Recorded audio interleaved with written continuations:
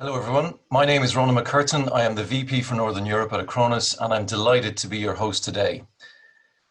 It's great to have you here with us today and welcome you to our webinar, Getting Your Brain Cyber Fit. First of all, it's great to see so many of our partners and friends in attendance, and we hope it's not long before we see you all face to face again. Second, today is a slightly different webinar than we normally run at Acronis. Today we were taking a look at some of the human challenges around the pandemic. Now, everybody is becoming more aware of what it means to be cyber fit by protecting data as we fight attacks from various known and unknown forces in the world. But being cyber fit at Acronis means more than protecting your data. These are unprecedented times. We face different challenges today and in the future because of what's happening in the world recently. We've had to come to terms with a completely different way of working whilst dealing with the uncertainty of things to come. This has led to challenges with our physical and mental well-being as we prepare for an unknown future. This webinar seeks to delve into not only the cyber challenges we will face, but also the mental health and physical health challenges that confront us. We will discuss how Acronis can help you, our partners and friends during this period of change. But firstly, some housekeeping. This conference is being recorded and we will email you a link to the recording afterwards so you can share it with your friends and colleagues who could not attend. Your microphone will be muted throughout the event, so please submit your questions through the Zoom Q&A interface. We have a terrific lineup of speakers for you today, starting with Serguei Beloussov, the founder and CEO of Acronis. Next up is Pekka Pohjakallio, who runs global accounts for Hintsa Performance, building its international growth. He also mentors Hintsa's executive clients about the core: identity, purpose, and control. Finally, but last but not least, is Simon Fitchett, who's the Human Performance Director with more than 15 years of experience helping top motorsports athletes in both the real and virtual worlds. He has 8 years experience training F1 drivers with roles within DTM and the Nissan GT Academy. Before we get to our agenda, one quick disclaimer. There's always a disclaimer, folks. All of the information provided in this presentation is for informational purposes only. It does not constitute the providing of mental health advice and is not intended to be a substitute for independent, professional, psychological, or psychiatric advice, diagnosis, or treatment. Here is today's agenda. Our CEO will begin with a look at how the business world in general and for Acronis in particular is adapting to the new reality of the pandemic. We will then have Pekka take us through how our health can impact our cognitive performance. And last but not least, Simon will present us on how to be mentally efficient. It's now my pleasure to introduce Serguei Beloussov. Serguei is the founder and CEO of Acronis. He's also the founder of the Schaffhausen Institute of Technology, an international research-led institution located in Schaffhausen, Switzerland. Over to you, Serguei.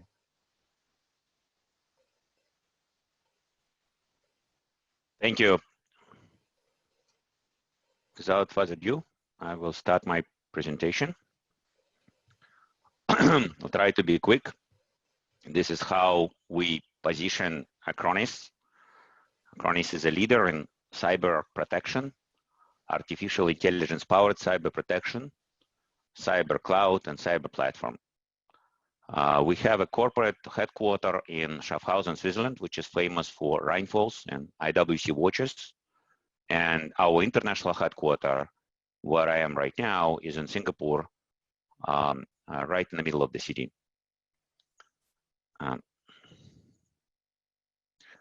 We, as such, are Swiss company, but originally we were founded in Singapore, and so we always say to our partners and customers that we have dual headquarters for dual protection, which became evidently very useful in the current time because each country in the world reacted to this pandemic in a different fashion. We are not a large company, but we're not a small company. We are close to $300 million in billings. We're growing 50%.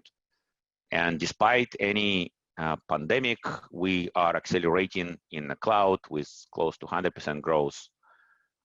We are very widely present. We serve almost every Fortune 1000 company through 50,000 partners. 500,000 businesses and 5.5 million prosumers all over the world. We are very global local, so we're present almost in every country with 1.5 thousand people, 33 locations, covering 150 countries through our partners, supporting over 30 languages. Today we have data centers for protection in 11 countries. However, we are committed that by the end of this world, we have a presence of our protection infrastructure in every country in the world. In fact, by the end of this world, it's 111, but by the end of probably 2021, it's close to 300 places in the world which you can choose for your protection infrastructure. So reality is that the world is very rapidly becoming digital.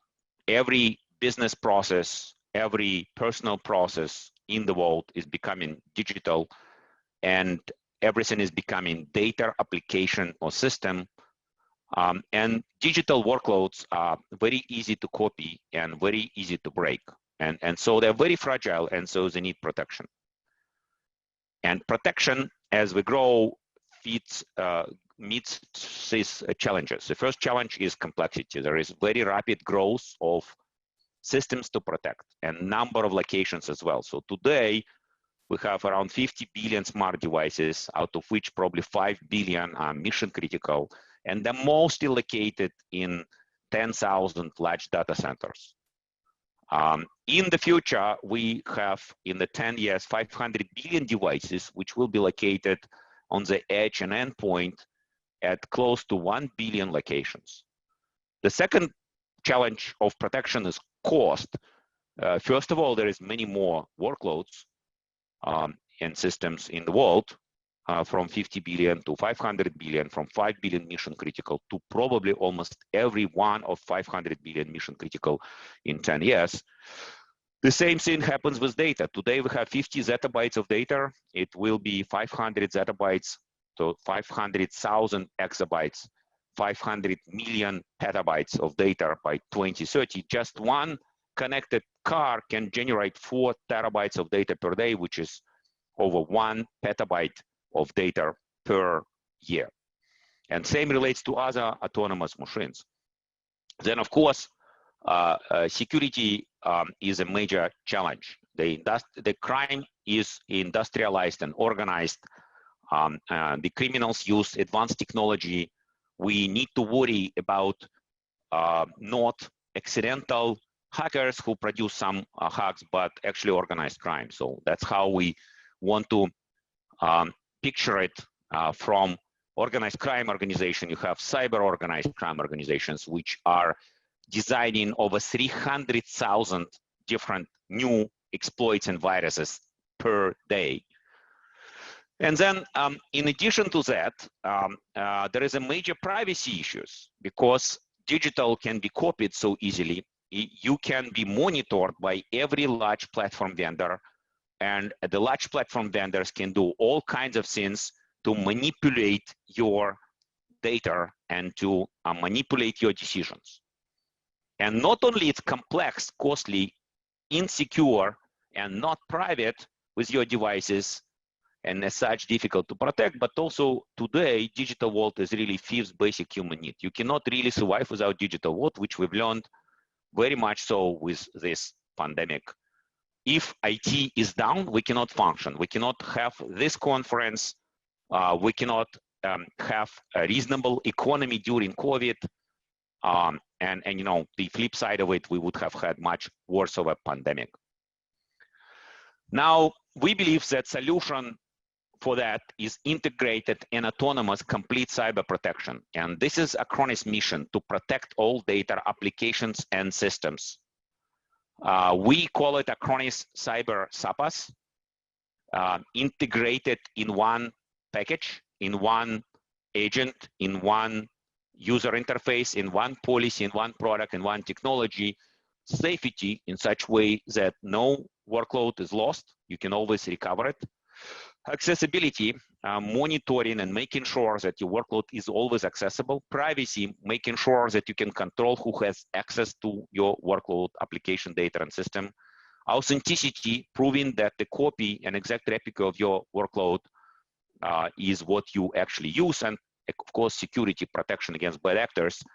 All of this can only be done easy, low cost of ownership, high security, with full control in your hands and reliable if you have it, again, in integrated and autonomous fashion.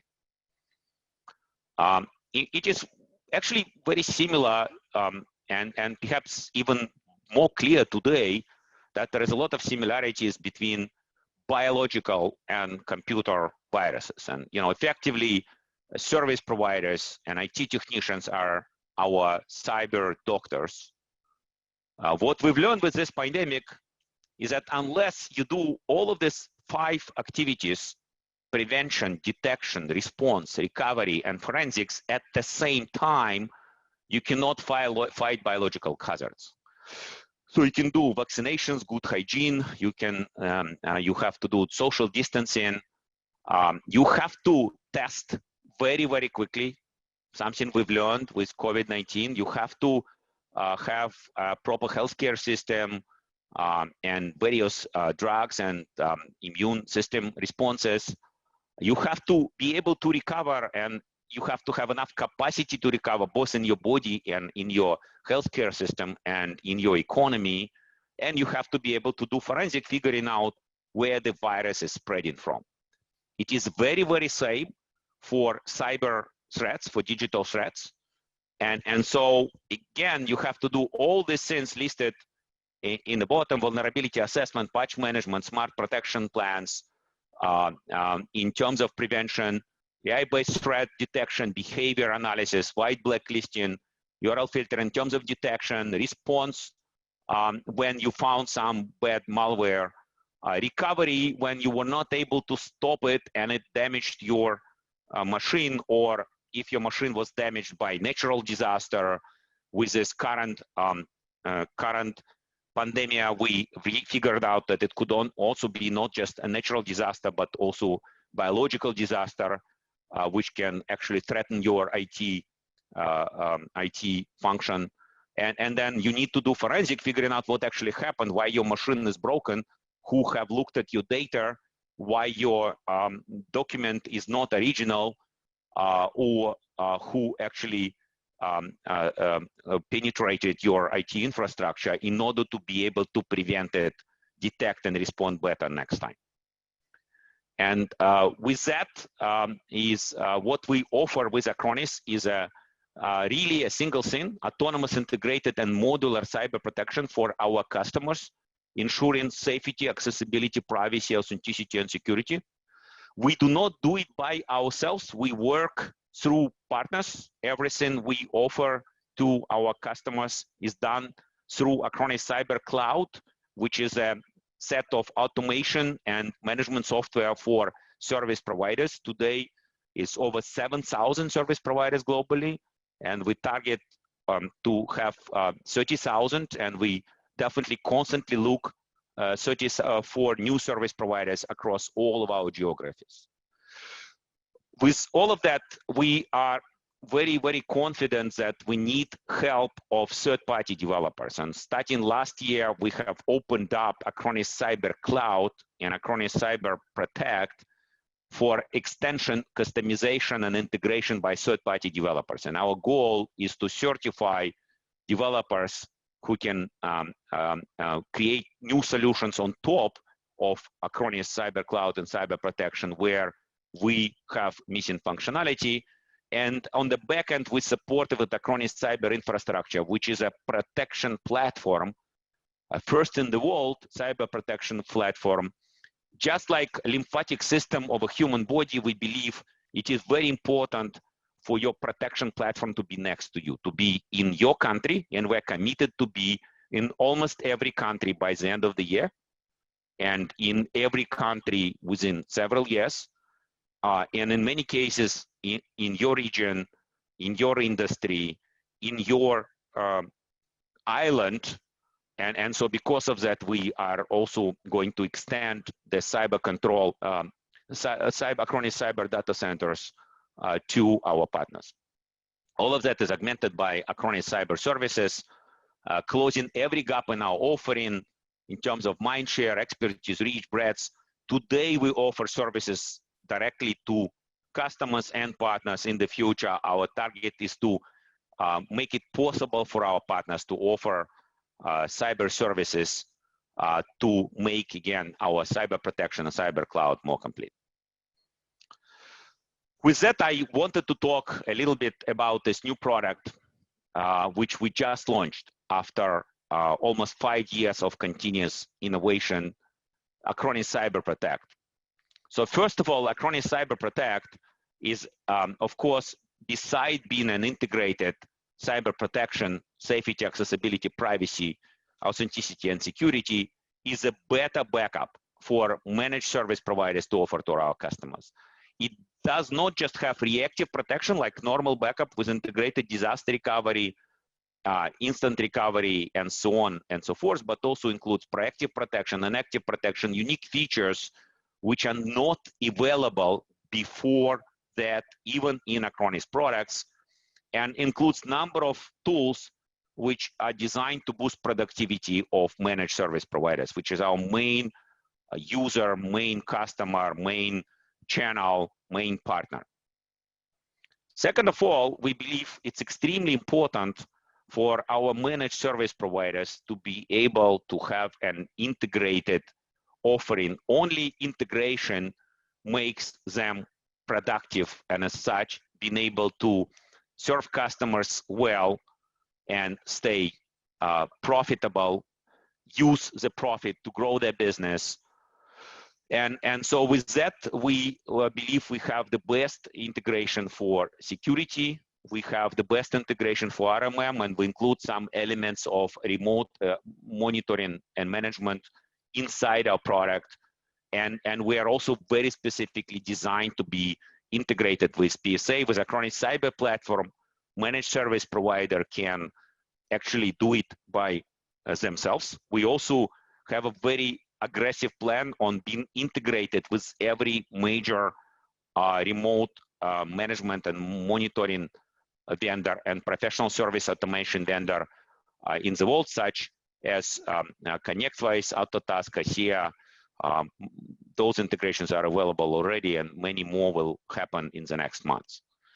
Again, the goal of this integration is just one thing, is an ability for managed service providers, our main channel partner, to be more productive serving small, medium, and large IT deployments.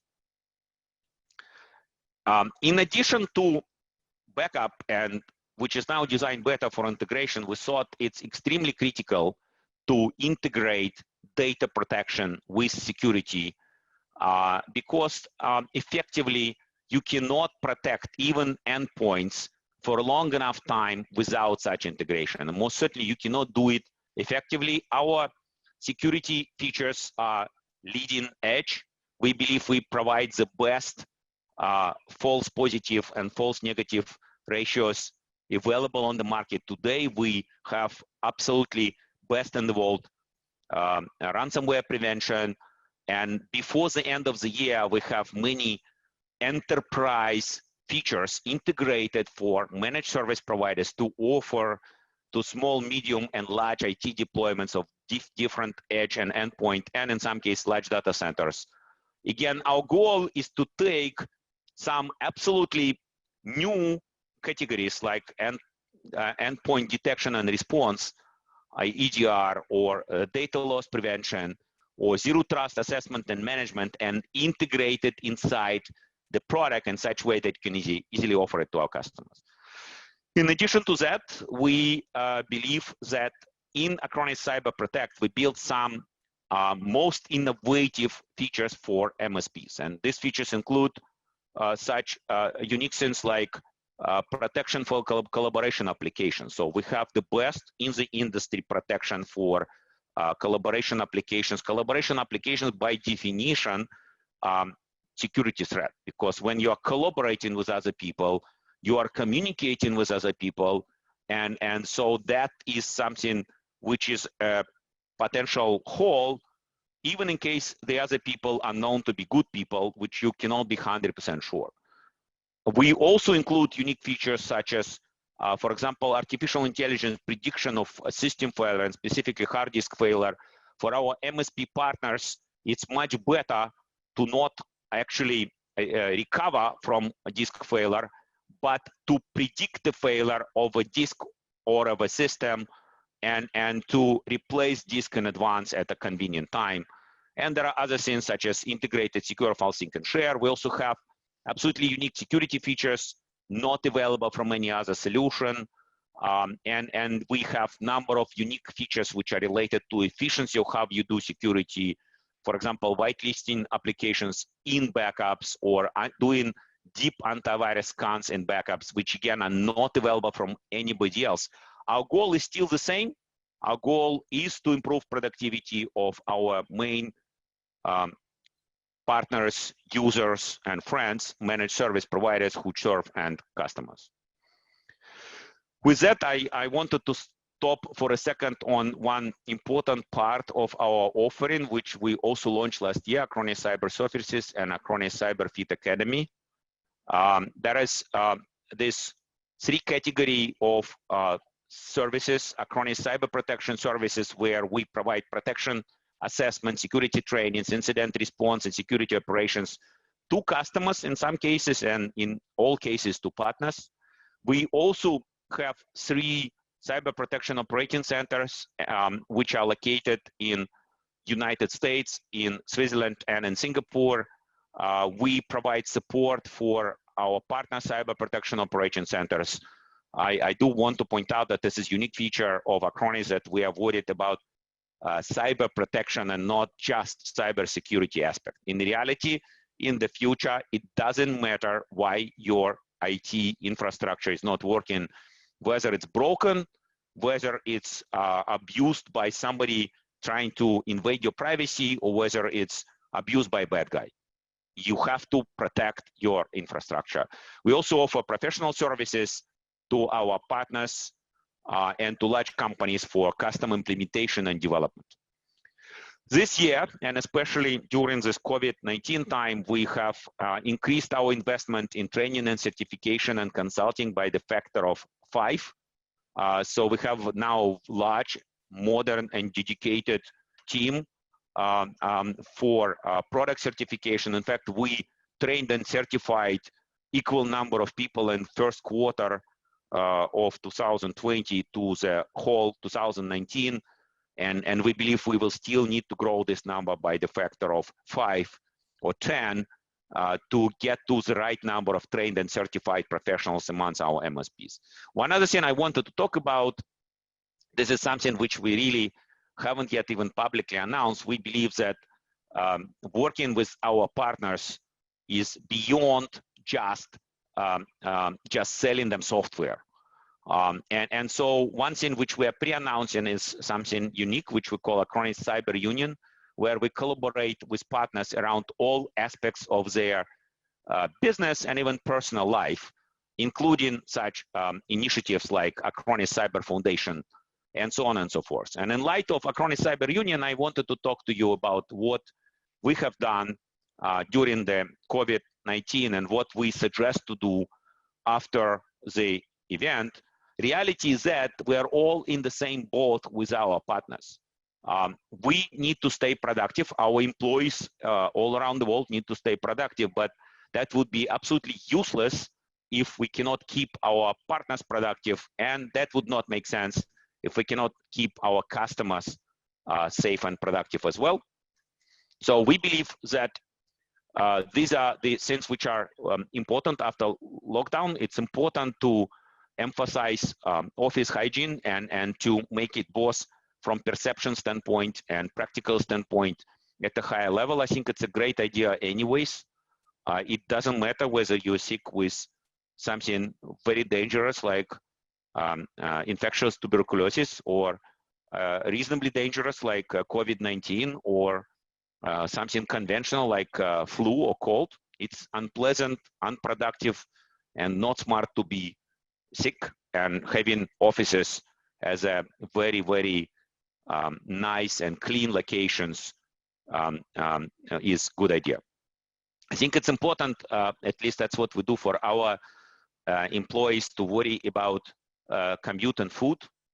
And this is what we think it's important to explain to employees, how to get safely to the office. This pandemic is not finished.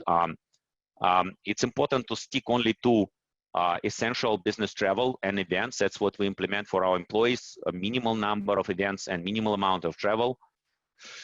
To be honest, for me, for example, personally, I stay in Singapore for the first time in my life. I came to Singapore for the first time 28 years ago, but it's the first time I'm staying more than 3 months continuously in Singapore. It's a record.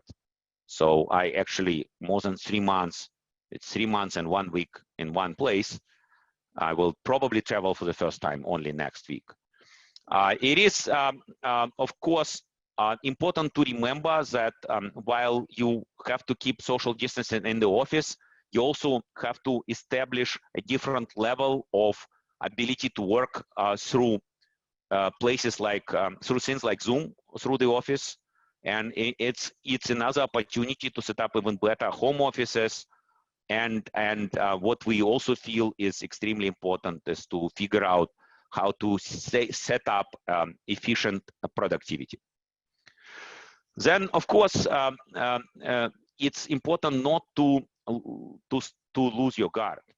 Yes, today people are feeling that this pandemic is over. Personally, I don't think it is. And I think there will be a second wave and potentially a third wave. In the media, you read about cure and you read about vaccine. I think the good cure will be widely available middle of next year, and the same is about good vaccine.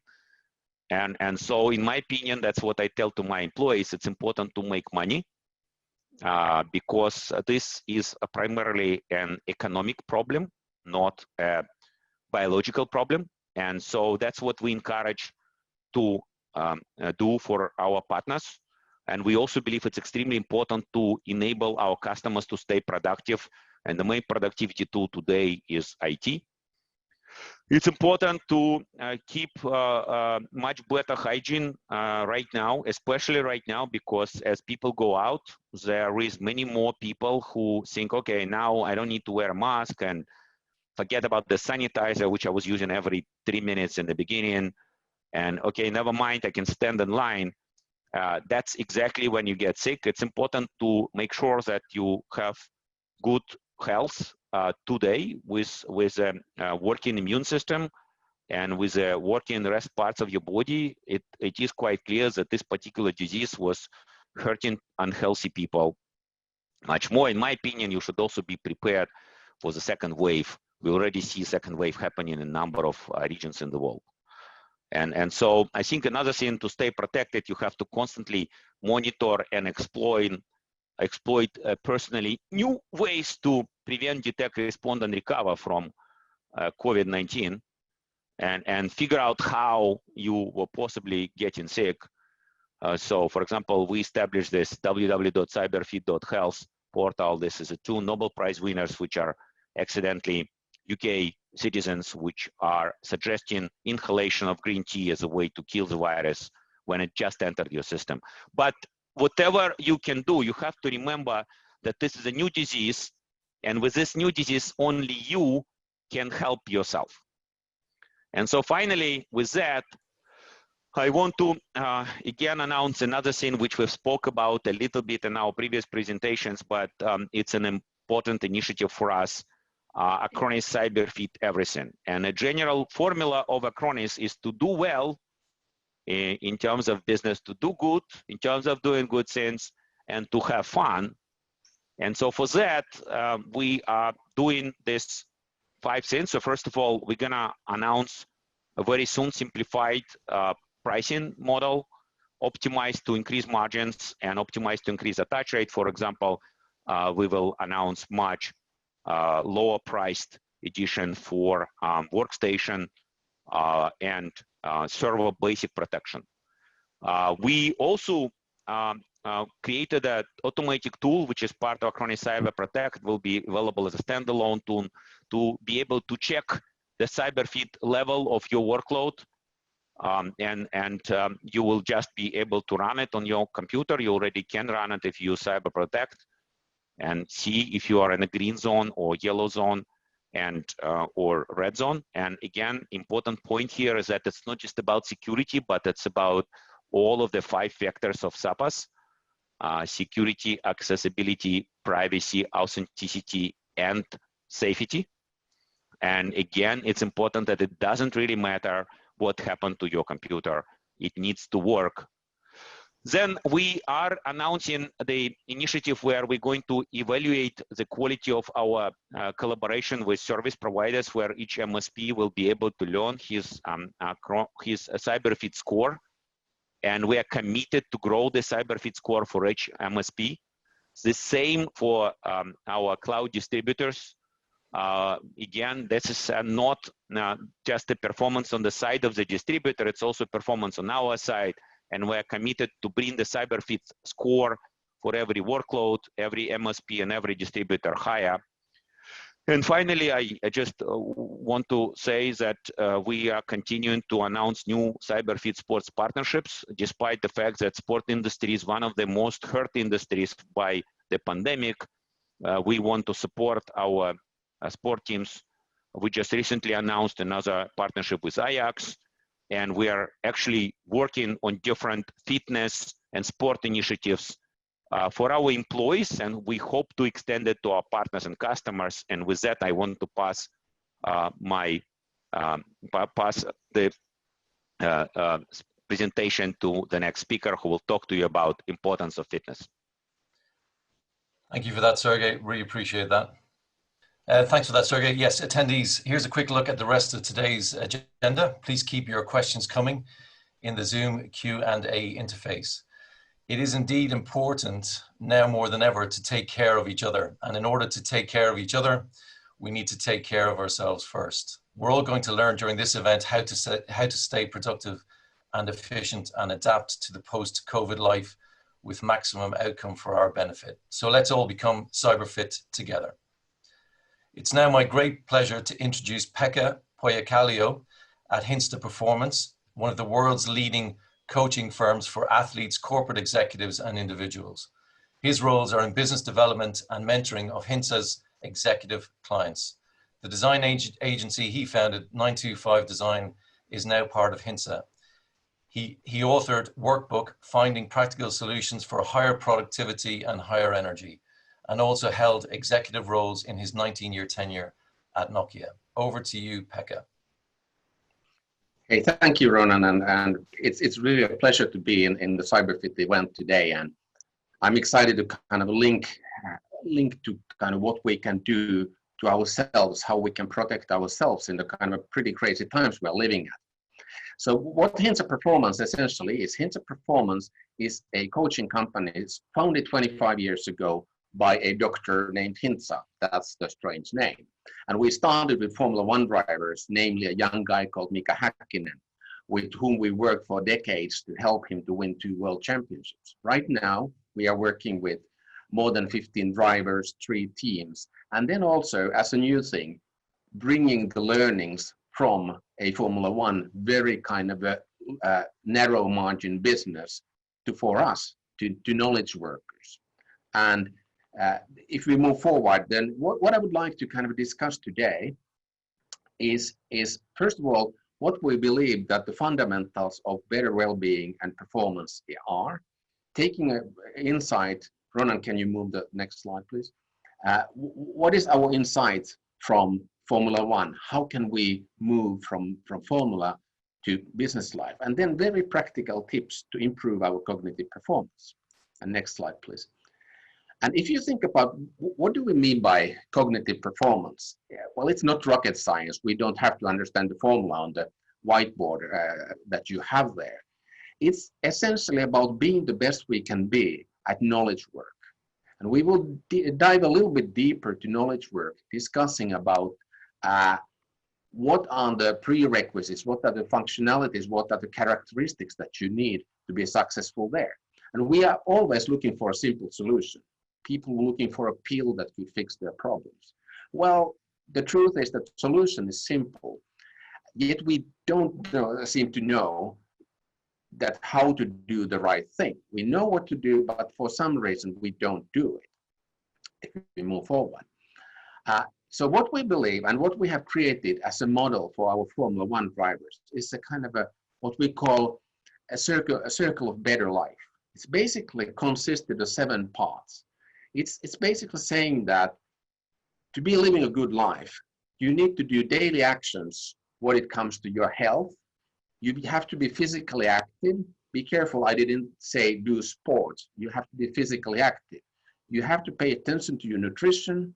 You have to recover. You have to take care of your biomechanics. You have to take care of your mental energy. And in the middle of all this is a thing that we call the core, which is kind of a self-knowledge. You know who you are and what you want.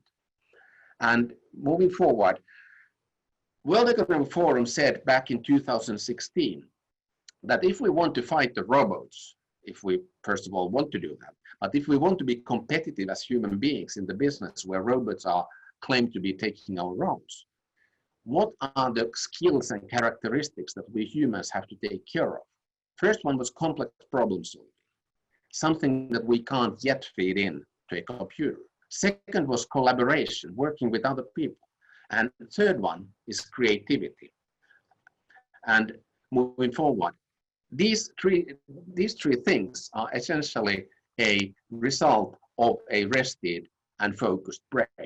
So if you look at what our tool was in the past, so our body was the tool.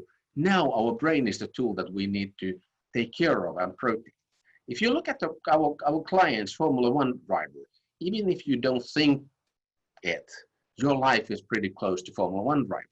If you take an Olympic athlete, they might have 2 to 3 big events during the year where they kind of zoom and focus their performance. However, Formula One driver needs to be on top condition almost every weekend. And then figure out, they travel a lot, long haul races, as you can see, one break in the summer, then they have to boost them again. So how do they find the way to be ready for the next competition in this very kind of a busy lifestyle that they are having?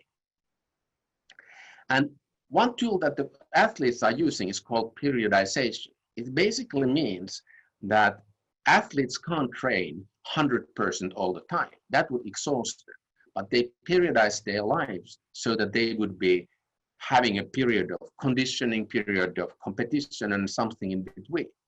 What we could do in business is to think about our life on an annual basis and on maybe even a weekly basis, that how we kind of have different seasons of life to avoid burnout, plan our rhythms, and improve our productivity.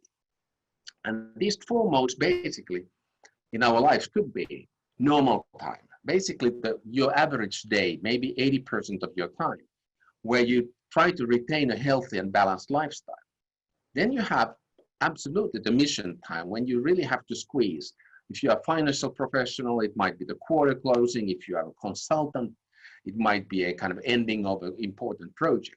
And during that period, you can't pay attention to all the good habits, but you have to find kind of hacks, if you will, to manage. Then we have recovery time, which is essential for us. For many of us, that's in summer when we take some time off for a holiday, how to pause and fully recover.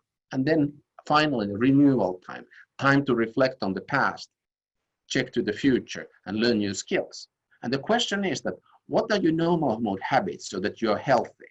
What are your mission mode habits, which means that you are kind of surviving and doing as much good things as you have time? And how do you mentally switch between those 2 modes to next?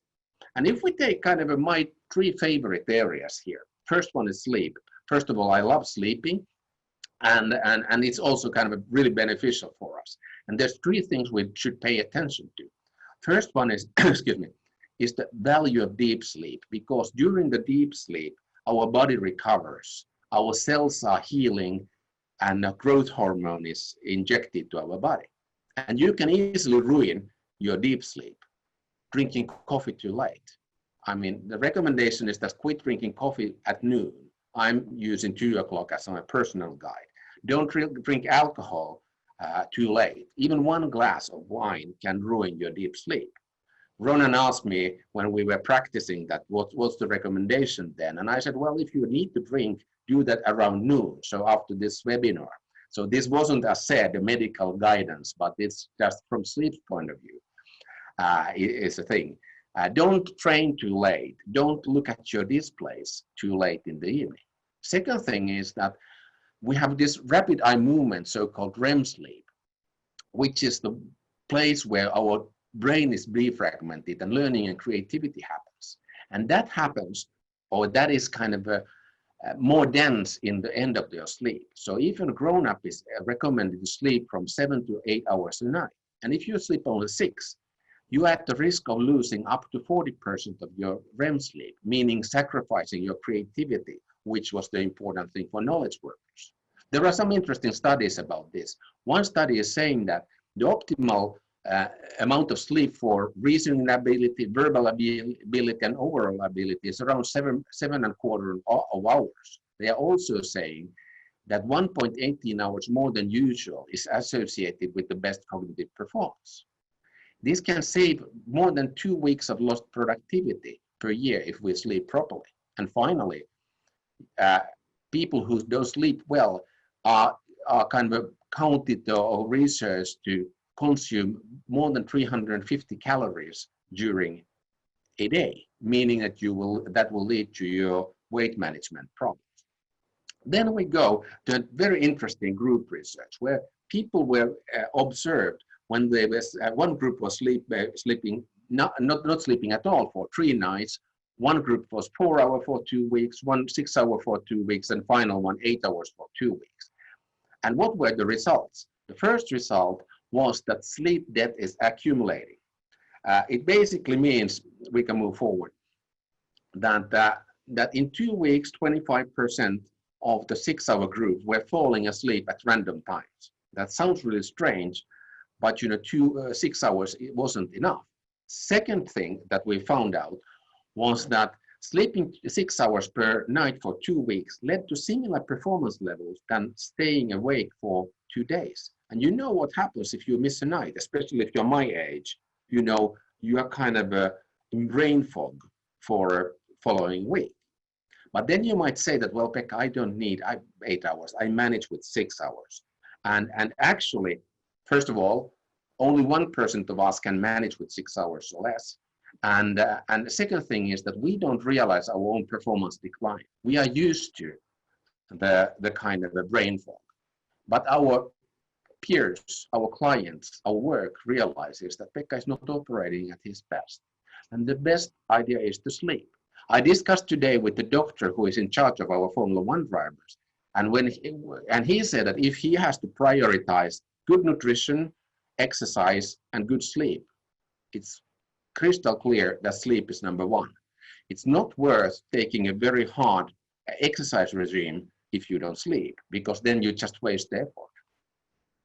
As practical steps or tips for sleep, as I said, protect your deep sleep by kind of thinking when you drink coffee and alcohol. Have regular sleeping patterns, aiming for 7 to 8 hours a night. Go to bed at the same time, even during the weekends and holiday. And take care of sleep hygiene. Dark room where you sleep, your bedroom is not for anything else but sleeping and taking care of your spousal responsibilities. And then also the temperature is low enough, from 16 to 18 centigrade provides you the best sleep. And finally, manage your devices. Switch them off early enough so that they are not kind of tempting you to kind of check the latest Twitter thing. Have your charger outside of the bedroom, because that means that you are not so tempted again. No TV in the bedroom. And Netflix's CEO has said that their biggest competitor is sleep. So at least discontinue the autoplay. Second thing then is physical activity. That is also, surprisingly maybe, essential to our cognitive performance. First of all, it protects us. It decreases both physiological and psychological issues. For example, what exercise decreases? It decreases anxiety. it decreases depression. And there was a very interesting study I read this week where it was a meta-analysis for several studies where it was said that combination of medication and exercise is by far better cure to depression than medication only. It decreases hostility, tension, headaches, and it also increases things like confidence, emotional stability, cognitive functioning, positive body image, and it's also increased the size of the hippocampus, which actually leads to to better memories. It's also then, what it does is, as I said, it makes us smarter, improves our cognitive performance, and helps us to cope with difficult situations. It has been said that people participating in regular low-intensity exercises, they have been showing to have 20% higher energy levels, and can also feelings of fatigue can drop by 65% compared to those who don't do that. And also individuals who exercise score 36% higher, 36 percentage point higher in standardized tests than those who don't exercise. And then also, this is, I think, a funny result, this cardiovascular fitness can improve our verbal intelligence up to 50%.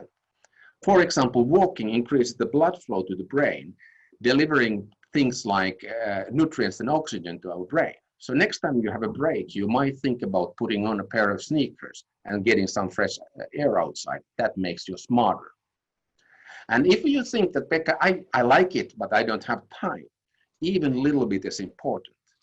Single bout of exercise improves your executive function, which is your project manager in your brain. It enhances your mood and decreases your stress. And it is also it reduces the cognitive decline caused by sleep deprivation. We often give to our clients that we coach this kind of elastic bands, which they carry on their business travel, so that if you don't have time to go to the gym, have a 10-minute workout with the band in your hotel room. Get off from the public transport one stop earlier and take the stairs. All little things matter. So practical tips, move more. Try to get to 10,000 steps a day, but start with small. There was an American insurance agency who was studying the role of moving more. And they were saying that when you were looking at the longevity, how long you live, that was the number, moving more was the number 2 factor predicting longer life. Well, first one was age, obviously, because if you are older, your life is shorter than if you are young. But this was higher than quitting smoking, was that you move it up. More fast. Have 150 minutes brisk or hard exercise per week. That gives signal to your body that something is happening. Do resistance training, because muscle mass has been, first of all, for people like myself over 40, muscle mass and strength is declining 1% and 2% a year after your age of 40. But secondly, muscle mass has been linked to avoidance of critical diseases. And then move slow so that you build your aerobic fitness. If we look at the very quickly then, to stress management, a burnout, which was found by a person called Freudenberger in 1970s as a thing, and World Health Organization gave it a signal of that it exists last year. It's basically a syndrome of chronic workplace stress that hasn't been successfully managed. I would actually say that it's a chronic life stress. It's not only workplace stress. And it has 3 things. We all know this exhaustion part. We are just tired. But another thing is cynicism. When you don't like your job anymore and you don't care, it's a sign of burnout. And finally, inefficacy, that you think that you lose your self-esteem when it comes to your work. I thought that I could, why can't I? So what stress very simply is, stress is nothing bad. It's nature's way of helping us to solve critical situations, turn us to so-called flight or fight mode. It gives us a physical energy and mental focus to handle the situation. Old times there might be a lion coming about, and we need to know what to do. Nowadays, less lions on the streets, but still the body works the same way. And it's not necessarily harmful. It's the meaning that we give to it makes it harmful. People are talking about eustress, which is a possible kind of activation of yourself, and then de-stress, which causes your problem. Thing is that what happens in your body is that you get the kind of a sign in your brain that, hey, dangerous things are happening. Then the sympathetic nervous system kind of takes a role. It kind of activates the fight or flight mode in your body, activates organs, your heart starts pumping, you are out of breath, and then it also switches off vital non-vital systems. And it uses two hormones to do that, namely adrenaline and cortisol. And then you have what we call parasympathetic nervous system, which then calms us down. But if the stress is continuing, the problem is that parasympathetic is never taking over. And if the stress is then, on the next slide, kind of staying there, what does it do? First of all, it makes us less sharp, impaired creativity, problem solving, and working memory. Remember what were the crucial things for human beings. It was cooperation, creativity, and problem solving. So we are not as capable anymore if we are all the time stressed. We become more moody, depression, anger, fear, aggression, and we become less human, no empathy, no kind of not so good impulse control. And the point 4, it also increases a lot of the risk of somatic diseases and issues, heart, metabolic system, immune system. Well, now we are in a time where we should be with good immune system. And when Sergei was referring to COVID and what should be doing, I'm completely agreeing with him, because the thing is that right now during COVID, even whether we kind of agree it or not, there's stress put on us. So if we don't feel stressed, there's kind of still our capability to function is a little bit lower, and that takes our immune system down. So we should pay attention to how to protect our stress levels even during these crazy times.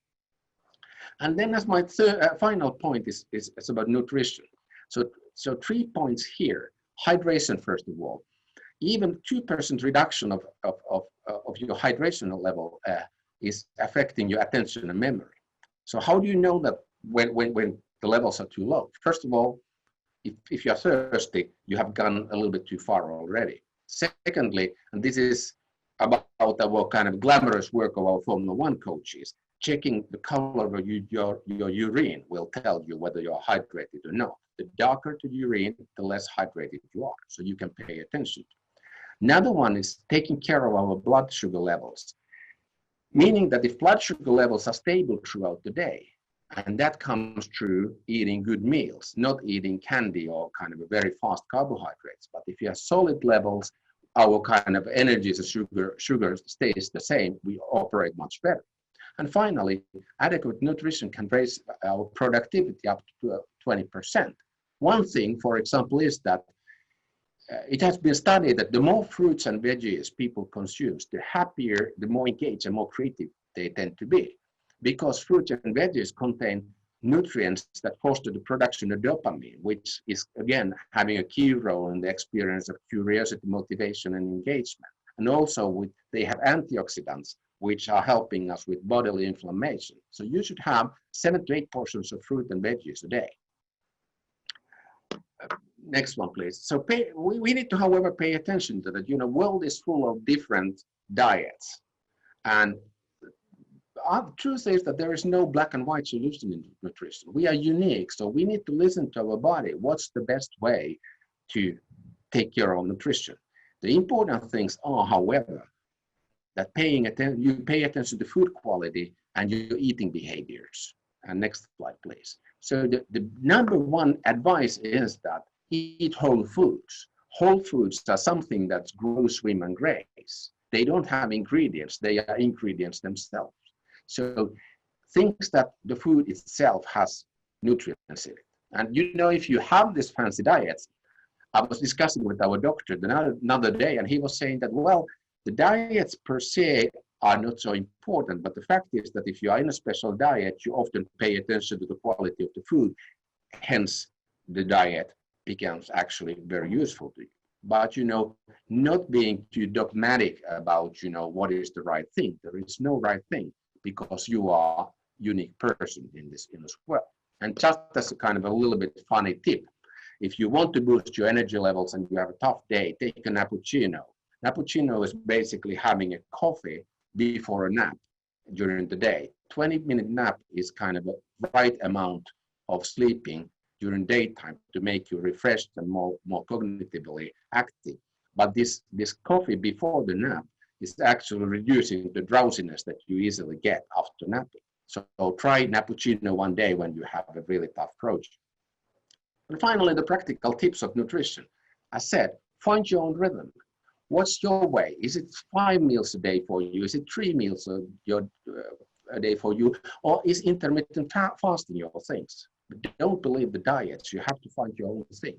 Eat the rainbow of color, because the colorfulness of your food will actually tell you that you have multiple nutrients coming to your body.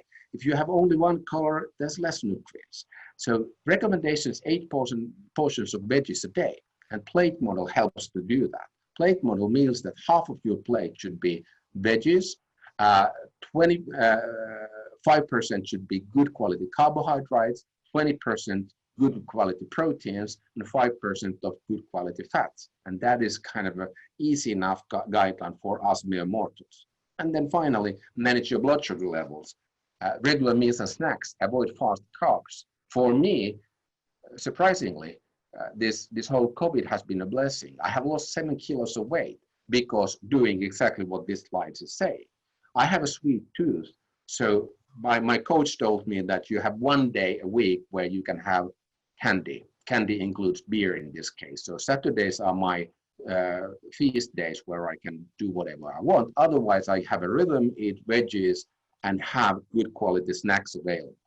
And as I want to quit this to a statement that our formula drivers and ourselves believe very strongly. True success is not a single isolated achievement.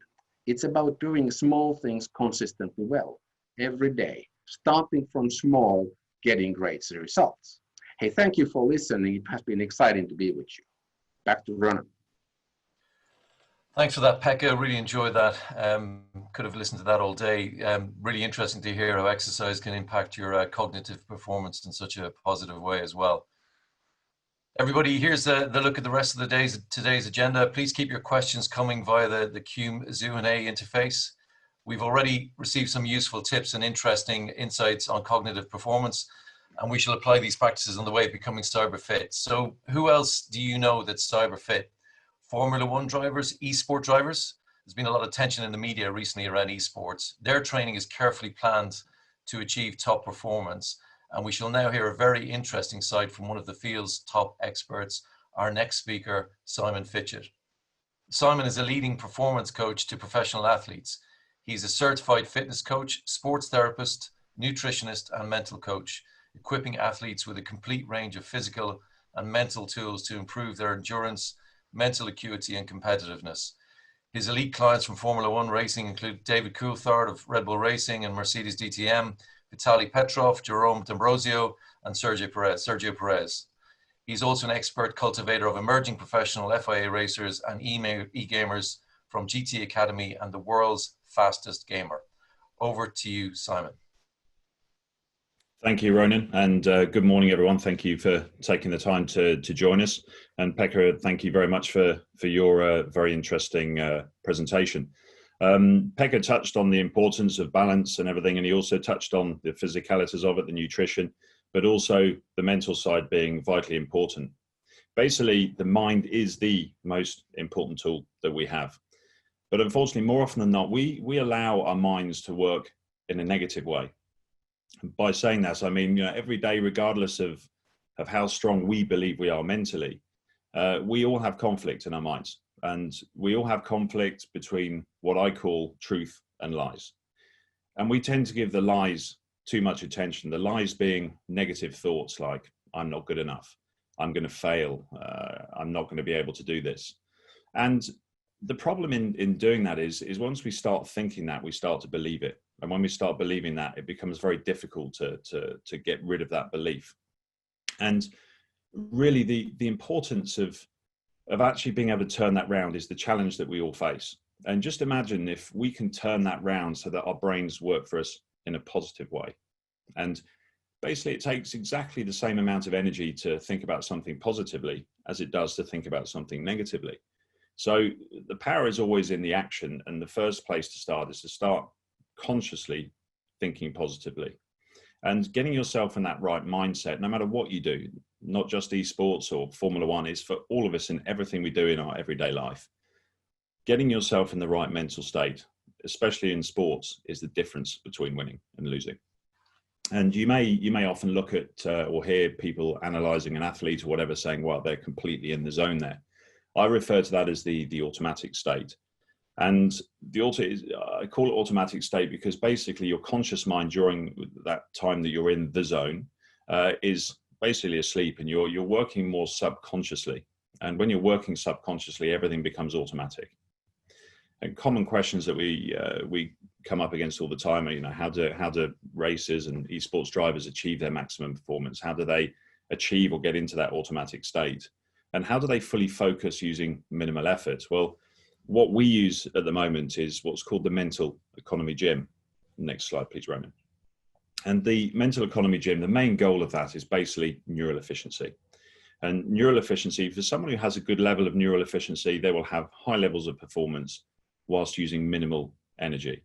So to improve someone's neural efficiency, they will gain prolonged levels of concentration, focus, but using less energy. So therefore they will have less mental fatigue from any work or exercise or sport that they're doing. And they will also have an improved ability to deal with pressure and stress under high levels of expectation and pressured environments. Next slide, please, Ron. And basically the mental economy gym was designed by Dr. Ciccarelli and his team, Formula Medicine, in Italy.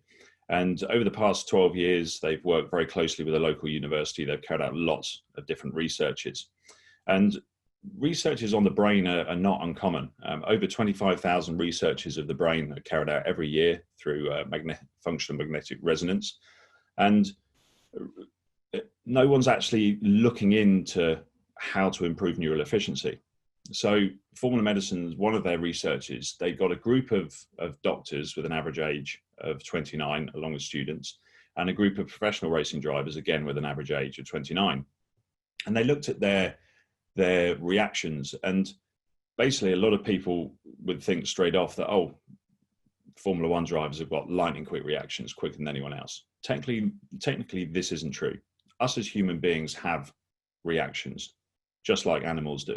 Our average reactions are around 0.3 of a second.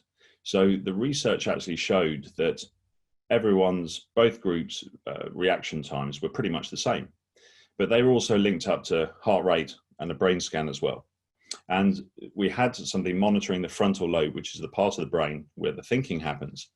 And the research showed that although the reaction times between the two groups were the same, the racing drivers, basically their frontal lobe was almost deactivated. So it had very, very low activity levels. Whereas the doctors and students, it was very high. So basically what it showed in the end was that the talented drivers you could tell apart because when they were driving, they were using very, very little energy in the frontal lobe. They were very relaxed and therefore were in that automatic state. Whereas the less talented drivers were clearly overthinking because their frontal lobe had excessive activity. Therefore, they were more likely to make a mistake. Okay, on to the next one, please, Rowan.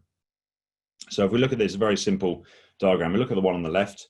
If we take a professional, let's take an F1 driver, for example, bottom left, they've got a fitness trainer. They've got a physio, bottom right. Pretty much the one guy does both things in Formula One. Then some of them may have a mental coach. And then if we look on the right, this is where the mental economy gym comes in and the mental economy training. Again, it's exactly the same diagram, but the mental economy training adds another string to the bow and covers an area that has been untouched before. On to the next one, please. So the mental economy gym, it basically teaches us how to improve and maintain a high level of neural efficiency during stress and competition. And an example of psychological tension, for example, which we all can generate ourselves is pressure. So common factors or traits that affect neural efficiency are overthinking. Most commonly recognized issue when under pressure. Everyone overthinks. And that's when that negative voice can come in. So therefore, that increases hyperactivity, makes hyperactivity of the frontal lobe. And the mental economy gym basically evaluates an individual's neural efficiency through a number of different tests and helps to improve it. Someone's character as well. We all have different characters. Some of us are more emotional than others. Some of us can be hyper controlling or obsessive. We can lack motivation. We can be easily affected or easily angered. And these all affect our performance. Self-awareness, though, this is absolutely key here. And I know that Pekka touched on that as well, being more in tune with yourself. This is vital to your development mentally as well. Your ability to be more aware of yourself and ability to be able to influence your neural efficiency can be shown basically in the mental gym with the results in the various tests. But if you're unable to feel your body, therefore you're not really in tune with yourself.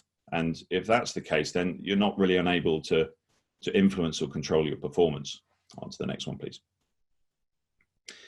Once you become more in tune with yourself and you're more aware of how your brain is working, and I'll explain the tests in a minute, but the most vital thing here is to actually try it, because then you actually start to feel your brain working in different ways. And when you start to feel it working in different ways, that's how you can start to understand and influence it, by trying different things.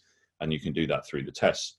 But proofing and filtering is the next tool that we work on after you've improved your levels of self-awareness. And proofing basically is it's building resistance and becoming unaffected by things going on around you. So basically you become undistracted from movement, noise, from people saying things about you before you go on, or over the last couple of days if you read something about yourself in the media, to even personal problems within family outside of what you're doing in sport. Filtering is basically learning to clear your mind. So clearing your mind of negative thoughts, feelings, and emotions, and becoming unaffected by them. And you can possibly start to see where this is going. Once you're able to do your proofing and filtering, that enables you to very easily enter that automatic state, because then there is nothing going on inside your mind that can distract you from what you're doing. And to achieve the ability of proofing and filtering, the Mental Economy Gym has basically personalized techniques through its tests that can help you be able to do this. On to the next one, please. So the first test is the colors test.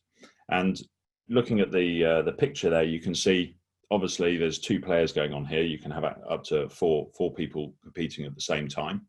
And you can see, you look at the screen on the left, red. Well, that's obviously true because it's written in red. What can happen is red could be actually in green, and that's obviously false. And then maybe you're thinking, well, that's easy. You start to know where true and false is, and then as soon as the answer comes through, you know where you're going. Well, true and false actually happen to change sides randomly all the time.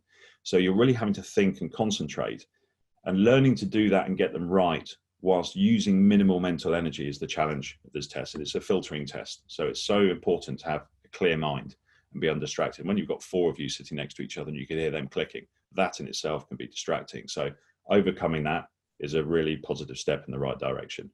On to the next test, which is the balance board. This is a psychophysical test. And again, here, proofing and filtering are vital on this one.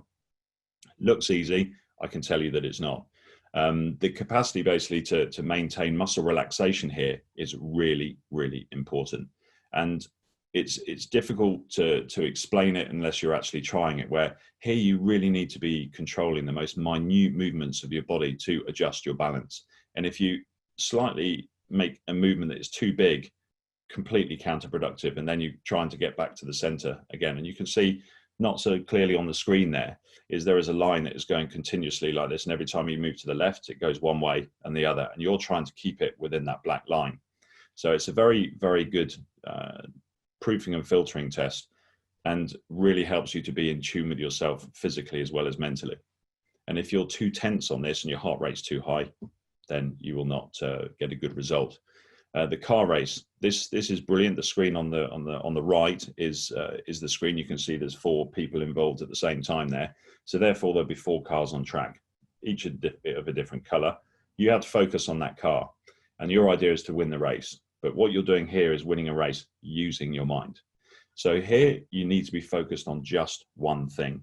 If you're focused on too many things, the car will slow down.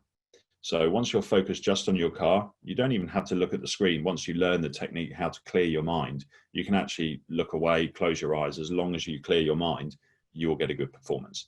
If you're starting to think about what you're having for dinner tonight or anything like that, it will increase your frontal lobe activity, obviously, therefore the car will slow down. And what's really challenging here is when you're racing against other people and you see them catching up, you start to then battle going, oh, it's catching up. You start to think, your car slows down, it catches up even quicker. So again, you have to learn how to control your mind here. And the last test, on to the next one, please, Ronan, is the lights. Now this is quite, there's many sort of mediums of this that you can do with different sort of reaction training. This is with lights, with lasers, where you have to actually break the beam and you go from one to the other as quickly as possible. And you can absolutely change the parameters, and you can with every single test change the parameters to make it easier or longer, more difficult. And what this is doing is this is again is proofing and filtering. And what we're looking for here is consistency. Obviously, we all have very similar reaction speeds and reaction times, but it's the consistency and ability to carry it out over an extended period of time what we're looking for. So it's important to have mental clarity here, to have a clear mind, relax your muscles and be in the right position and have the right coordination, precision and accuracy. Then you've got consistency, which is key to be able to get a good time in a certain time frame. And it is also good if you're doing this for a minute or 2 minutes, you can really feel it on your legs and arms. It's good for improving your fitness, your cardiovascular fitness as well, especially if you're doing a 6-minute or a 10-minute run.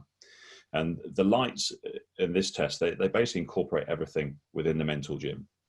So these are tests that the esports drivers do on a regular basis. It's definitely been a factor behind the upturn in the form that we've experienced recently, where the guys are becoming far more relaxed.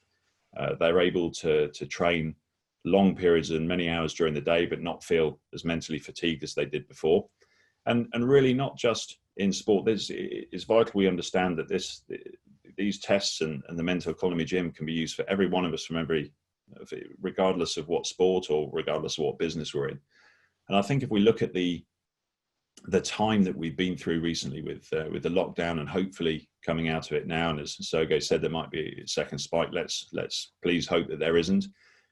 Our brains have gone through the ringer recently in many ways, in terms of going from our everyday working life, how it was before, to then uncertainty, not having the daily stimulation that we've had mentally from our jobs and the things that we do in every day because we had to stay at home. But now that's starting to change again. It's going to be very interesting. I think we have to be very aware of the pressures, and Pekka actually mentioned this as well, is now as we start to come out and the activity and the stress levels start to increase, a different sort of stress that we've not had during lockdown. It's very important that we are adaptable and our brains are able to adapt again to what lies ahead of us and getting back to work again and the stresses of everyday life. So I hope that's been helpful, and thank you everyone for listening. And I will now hand you back to Ronan. That's great, Simon. Is there any hope for me to become an elite athlete again, or is it? Am I past it now? We'll chat about that one privately. That's great. Thank you very much for that. We have one more session today, everybody. I'd like to now invite Sergei and Pekka back onto the stage with Simon, so the three of us can answer some questions from our audience. Be sure to turn your mics on and cameras on, please. I can see the two chaps have joined us. Thank you very much. Sergei, first question for you. When the lockdown happened in Acronis, there was a lot of changes for us and the way we did business. Can you tell us a little bit about what we did, how agile we were, and what we had to change in our working practices?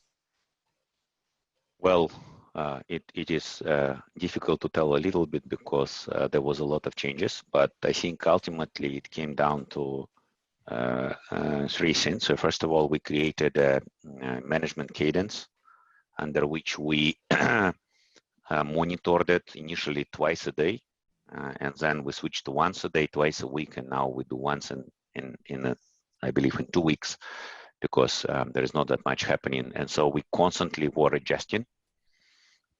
There was a lot of different adjustments to various things we did. And again, we started early March, which was quite a bit late. We should have started earlier. Then the second thing which we did is, of course, we made a lot of different setups to establish ability to work remotely. Lucky for us, we were able to monitor the performance, and I'm very much proud of our office space and but we found that productivity for most of our employees went up. And in fact, even more unfortunately for me, I've flown 115 times last year and spent about 800 hours in the air last year. But productivity for me went significantly up. And I've also lost right around 7 kilos, and I wasn't already having that many kilos. And so important thing is you establish the ability to work remotely, and you measure it, and you make it known to the employees. And the third thing which we did, we implemented changes to our product strategy, business strategy, to adjust to a new reality. Again, for us, it was not so bad as for many businesses. We are luckily providing essential business need products. And so most of our businesses experience uptake, not downtake. But even then, we actually implemented a lot of things related to finance, to marketing, to sales, to product strategy, made changes to the products which are already out. That's basically the 3 areas which I think are important. And do you think there'll be any long-lasting changes after COVID? How will businesses have to adapt in the long term? Will there be more working from home, do you think, or what other changes do you see happening? It's hard to say. I do think, in a way, humans went a little crazy with travel and with lack of social distancing, so now we will go back to less travel, which was pretty normal. Like 100 years ago, people travel even less than we're traveling today. And so there will be definitely changes. I think there will be less travel, less hotels, less social gatherings. Unfortunately, that probably will last for a while. Yeah. And so I think the big change is for people not only to adopt to remote work like this, like here, and it can only be improved, but also to adopt to remote sports, remote watching sports, remote events, remote birthdays, parties, and a lot of other things remote, especially when it comes to international travel. And I think there is really 3 levels of effect. So the first effect is just a practical danger of travel and any kind of disease. The second thing is the habit which we have acquired now, and I think it will persist to be insisted by various governments and organizations and general media for probably at least another 3 months, but more likely than not for another 6 or 12 months. But more importantly, the industries which assumed a lot of past life went down, but the industries which are adapting to the current life, like video conferences, like virtual events, like virtual gatherings, like sports at home, they are improving. And so I think this is a balance which was tipping over already before that happened, and now it kind of tipped over. So the life will never be the same. Okay, thank you for that. Pekka, I think I can relate to this one. I think we can all relate to this one. I've heard a lot about people snacking during the lockdown. I think stress can make us eat a little bit more without being conscious of what we are eating. Can you give us any advice around this? Yeah. First of all, you're right. That happens easily. When you are tired, you start to kind of crave for the nasty things. You crave for sugar, you crave for fat, you crave for salt. So I think that the best thing is that the easiest way to avoid snacking unhealthy stuff is to limit the availability. At least that works for me. So I kind of stock my cupboards with fruit and veggies and things that I like of those. And then I make the decision that there is no ice cream in my freezer, there is no beer in my fridge, so that I don't do the kind of a thing that I don't want to do. So kind of managing your environment is often super important for habit formation. So easy like that kind of, and then make a decision. Kind of make a decision and and tell to your friends and family that, hey, I have decided to not to eat sweets during the week. And I can tell you, my two daughters are very faithful in reminding me what I have promised. So if I have the temptation, they say, hey, Daddy, you promised, are you really that weak? And that helps me. Yeah. But we can drink wine before 12 o'clock. That's okay, from what you said. Well, for sleep, yes. Simon, so is there a kind of for elite athletes, is there a kind of a ratio that they work on mental exercises more than physical, or is it dependent on the individual? Yeah, it's dependent on the individual, really. As I mentioned during the presentation, one's character is vitally important. So understanding the character of the person and their strengths and weaknesses, then from that you can devise a sort of program that guides them down the right road to their goal. Really, it's very important for them to be able to enjoy what they're doing. What they don't want to think is, oh, I've got to go and do this today. Oh, I've got to go and do that this day. The whole training program needs to be designed in a way that it keeps their interest and their time is effectively used. Yeah, I can imagine some of those kind of tests they look pretty easy, but in actual fact they're quite challenging. You know, the balance board for one looks really difficult and really interesting. Pekka, a lot of what you say makes complete sense. In fact, I would imagine most people have heard a lot of this advice before, but we don't change our habits. It's very difficult as human beings to change our habits. We all want to change, but how do we drive real change in our lives? Is there a key motivation, for example, that we need to have in order to push us to make those changes? It's a wonderful question, Ronan, because I mean, if this was easy, we all would have done it, right? So what we do at Hintsa is that I talked a little bit about what we call the core in the beginning. It's a little bit of exploration to yourself, who you think that you are, and what you want to be in the future. To kind of say to yourself, like, what I noticed in myself, I gained some weight, and I kind of thought, I'm that kind of a guy that I would like to have kind of a good shape, that when I'm exercising and working out with my family, I feel good. And then I kind of learned to like myself so much that said that, hey, this guy is worth of taking care of. So that boosted the motivation to start to do these little things. I kind of got fed up with the lazy, unhealthy Pekka. So I didn't see myself as a person who I wanted to be. A little exploration to who you are is probably the best motivation.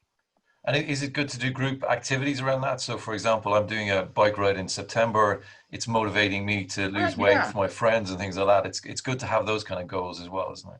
Absolutely, because you know that there's a kind of a group is supporting you, and then you also have the feeling, I don't want to play. Probably not a surprise for Finn, but you know you have to appear at the practice to be kind of a good teammate. So that helps too. Good. Simon, I like this question. Getting nervous and overthinking. You mentioned overthinking and frontal lobe activity. I remember watching Jack Nicklaus talking about he needed to be nervous before he played golf in order to perform at his peak. So it must be a fine line between actually being nervous and actually overthinking. What's your thoughts on that?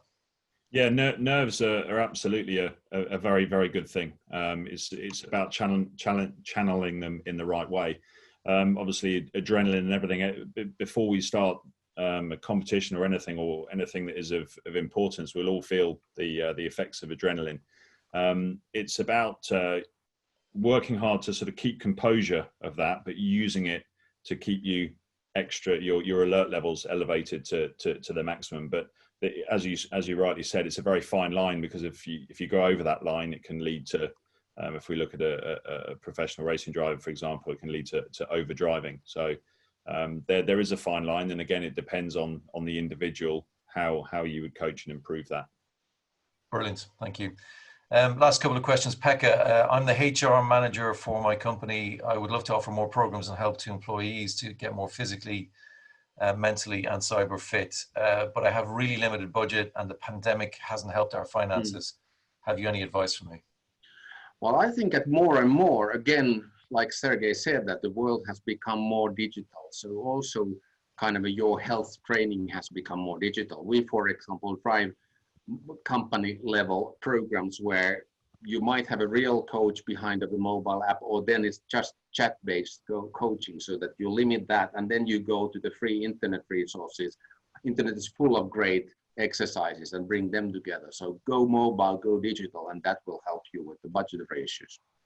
Brilliant. Okay, thank you very much. And final question for Sergei. During lockdown, Sergei, what was the most challenging thing for you staying at home for this period? And did you learn anything new about yourself during the period? No, it was actually very nice time, to be honest, for me, because I was very productive. I was able to do a lot of sports. I was able to eat healthy. I was able to sleep healthy. Lucky for us, touch wood, we did not have anybody seriously sick in the company or the family. The business is doing okay. So the most challenging, I don't know. I guess the most challenging for me is that to realize that all these years before the lockdown, I could have behaved equally healthy, but didn't. Yeah. Okay. Okay. Well, listen, we've run out of time, gents. Thank you very, very much, particularly to Simon and Pekka for joining us today. It's been absolutely a real pleasure for us to have you here, and really enjoyed your presentations. Thank you. Pleasure for me Thank too. you. So everybody, that's all we have time for today. But before we close, I'd like to point out some resources available to you from Acronis. If you're an Acronis partner or a customer, we're providing the world's leading cyber protection solutions in the market today to protect your data. These are available at no charge until the end of July, in the hopes that it will help you stay cyber fit during the worst of the pandemics. Also, if you're so inclined, we would very much appreciate a donation to the Acronis Cyber Foundation's Emergency Relief Fund, which helps build and supports schools in developing countries around the world. It's very, very close to our heart at Acronis that we build these schools and educate these children in the less well-off countries of the world. And it's something that we're involving our partners more and more in going forward. We'll be sending you an email link to the recording of the event, and any answers. There's a lot of great questions on the Q&A, by the way. Some great questions there, like when does a nap start? How much coffee is 200 milligrams? Lots of very, very good questions. So we'll get back to you on each of those questions on the actual follow-up email. So hopefully we've shone some light on the notion that staying cyber fit is more about than just protecting data against cybersecurity threats. It's also taking a holistic approach to your fitness, not overlooking your physical and mental health as well. We hope you'll join us again for another series of upcoming virtual conferences on staying cyber fit. Thanks for your time and attention today, everybody. It's been great to see everybody. Be safe, be well, and be secure. Thank you.